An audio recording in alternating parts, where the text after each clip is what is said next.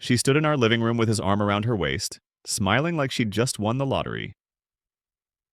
"David can live in the garage," she announced to him, loud enough for me to hear from the kitchen. "There's a mini fridge out there and everything." They both laughed. "My name is David. I'm 48 years old, senior portfolio manager at Meridian Wealth Management. I've been managing high net worth client portfolios for 23 years, with $340 million in assets under management. I understand how money works, how assets transfer, and how legal structures protect wealth.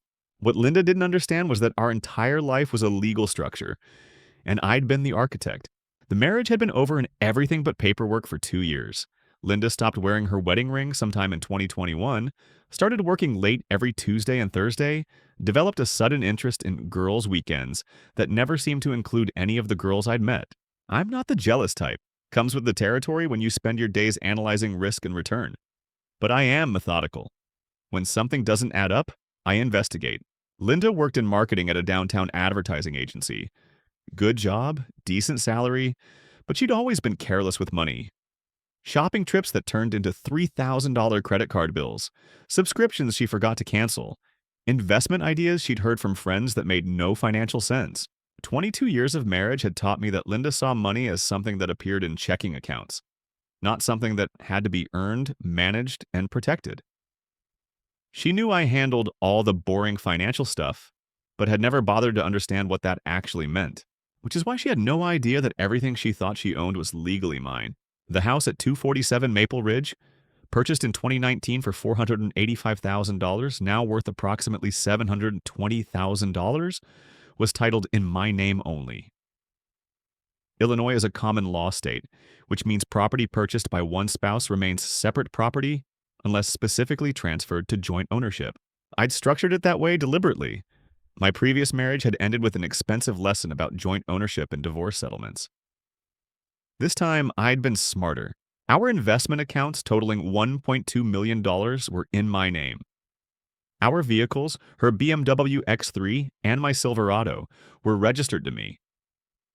Even her jewelry, the pieces worth more than $500, were listed on my personal property insurance policy as individual items. Linda signed documents when I asked her to, trusting that I was handling things properly. She never read them carefully. Financial paperwork bored her. The first concrete sign of her affair came in March 2023. A charge at Romano's, our anniversary restaurant, on a Thursday afternoon when she was supposedly in client meetings. $247 for lunch for two, including a bottle of wine we'd shared on our 15th anniversary. I didn't confront her. Instead, I did what I always do with suspicious patterns. I documented everything. Credit card statements showing charges at hotels during her work conferences. Cell phone records revealing 347 calls to the same number over 6 months. Location data from her iPhone showing her at apartment complexes across town when she claimed to be at the office. His name was Kevin Morrison. 34 years old, divorced, worked at the same agency as Linda in their digital marketing department. From his social media profiles, he seemed to enjoy expensive restaurants, weekend trips, and posting photos of gifts he'd received. Gifts that looked suspiciously similar to the jewelry Linda had been buying herself lately. By October 2023, I'd assembled a complete financial picture of Linda's affair. Kevin's apartment rent, $1,400 a month. The hotels they frequented, $180, $320 a night. The restaurants, $150, $400 per meal. Even the lingerie charges at boutiques I'd never heard of. $200 to $800 per shopping trip. Total cost to our family budget, $23,847 over 8 months. But I still didn't confront her, because I was building something more comprehensive than a divorce case. I was building a financial fortress. A professional habit made me approach Linda's infidelity like a portfolio rebalancing, methodically, systematically, with clear objectives and measurable outcomes. Objective 1, protect existing assets. Objective 2, minimize exposure to future claims. Objective 3, ensure complete legal compliance. Objective 4, document everything. I started by establishing the Meridian Family Trust in January 2024. Not unusual, I'd been recommending similar structures to clients for years as asset protection vehicles. Linda signed the paperwork without reading it, assuming it was some new tax strategy. The trust owned our house now. I was the trustee. Linda was a beneficiary with occupancy rights. From her perspective, nothing changed. She still lived there, still decorated it, still invited friends over. But legally, the house belonged to an entity I controlled completely. Next came the investment accounts. I liquidated our joint savings, $127,000, and repositioned the funds in individual retirement accounts and a separate investment portfolio. All perfectly legal under Illinois law, all properly documented with my brokerage firm. Linda noticed that our joint checking account balance stayed stable. She didn't notice that I'd changed the funding source from our savings to my monthly income. The spending money she was accustomed to kept flowing, but now it came from my current earnings rather than our accumulated wealth. Her credit cards remained active, limits unchanged. I wanted complete records of her spending patterns, especially the affair-related expenses. Every hotel charge, every romantic dinner, every gift purchase was building my documentation file.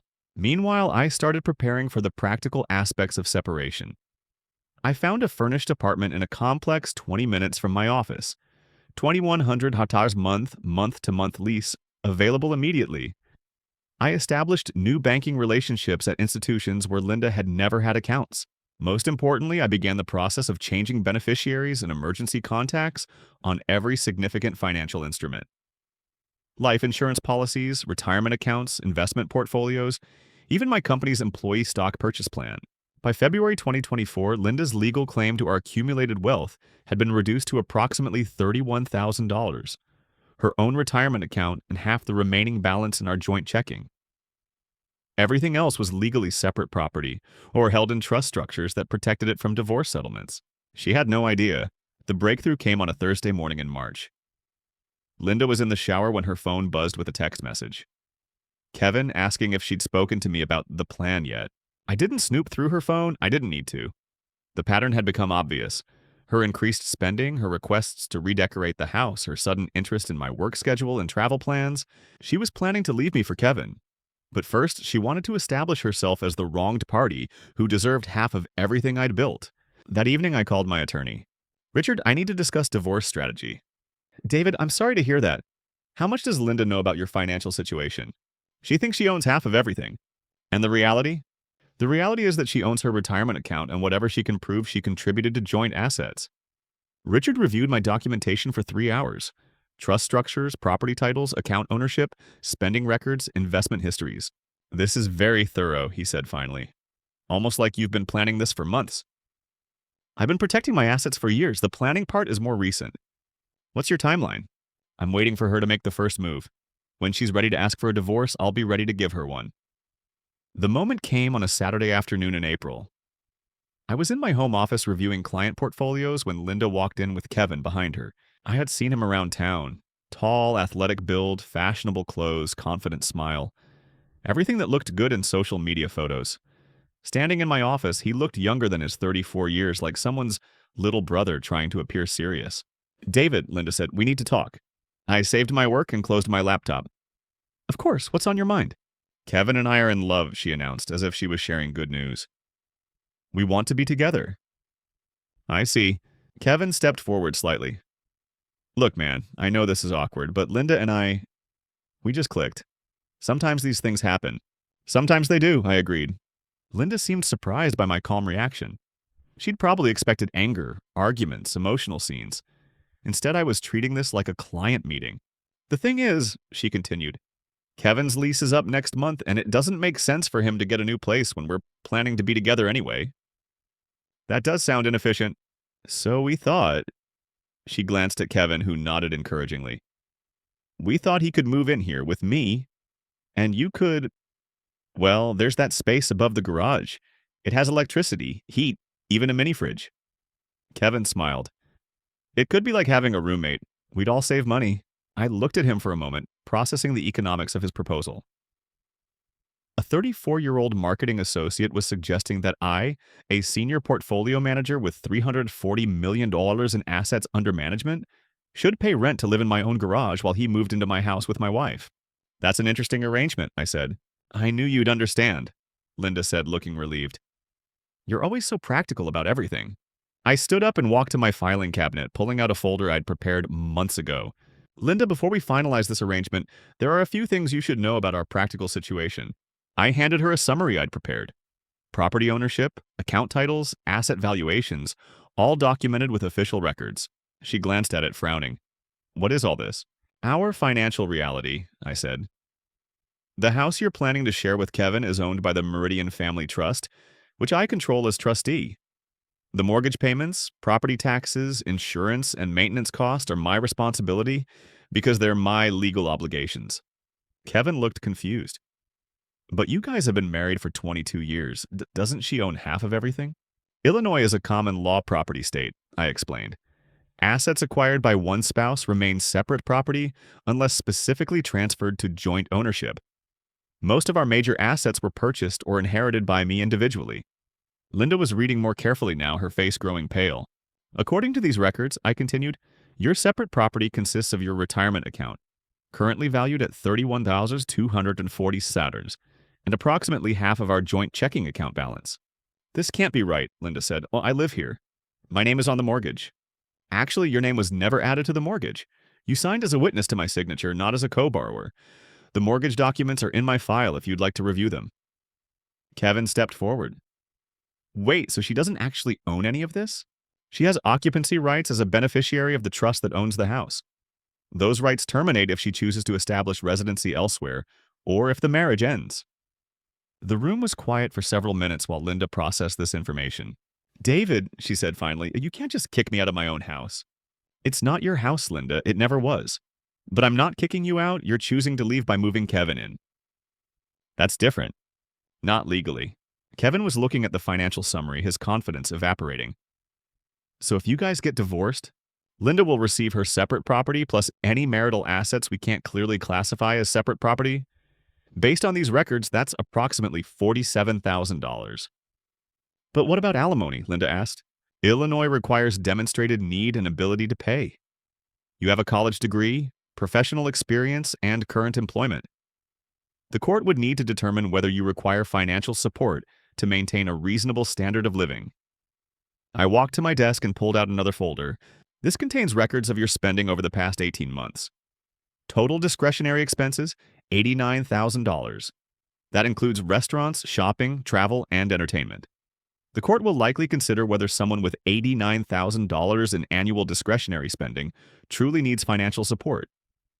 Linda sank into the chair across from my desk. You planned this. You've been planning this for months. I've been protecting our assets for years, Linda. The planning part started when you began spending our money on Kevin. I handed her another document, a detailed breakdown of affair-related expenses. Romano's Restaurant, March 15th, $247. Hilton Downtown, April 3rd, $320.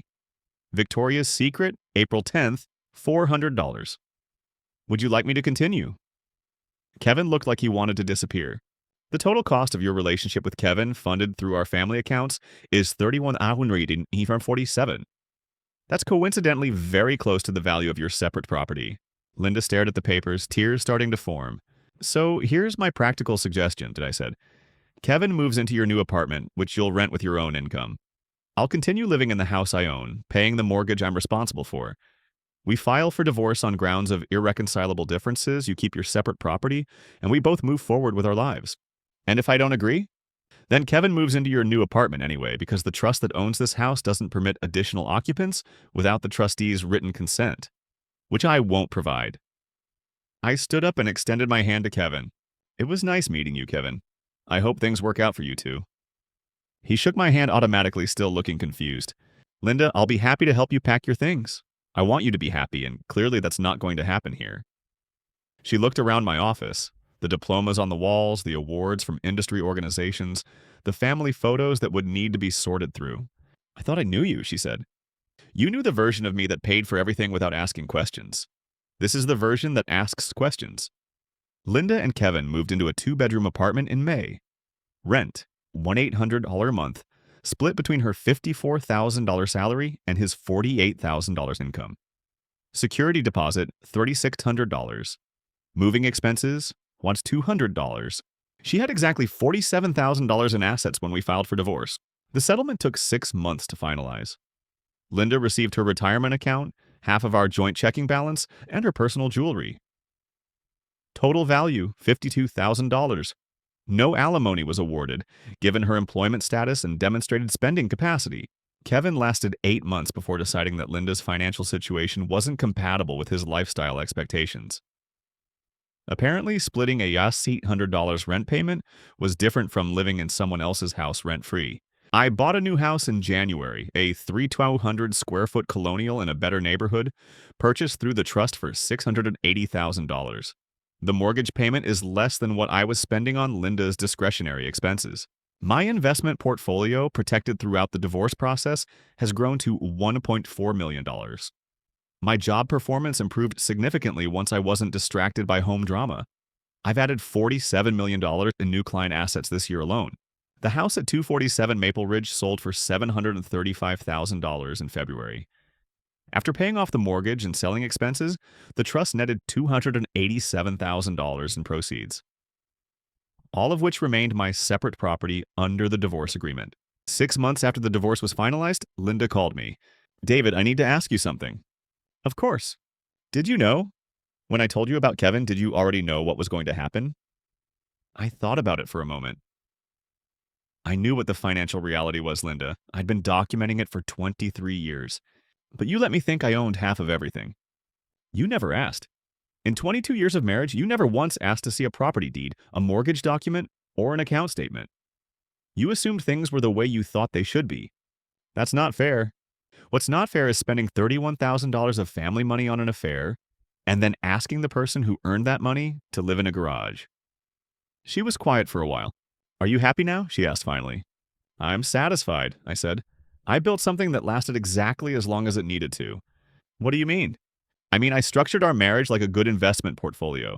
Protected principal, managed risk, clear exit strategy.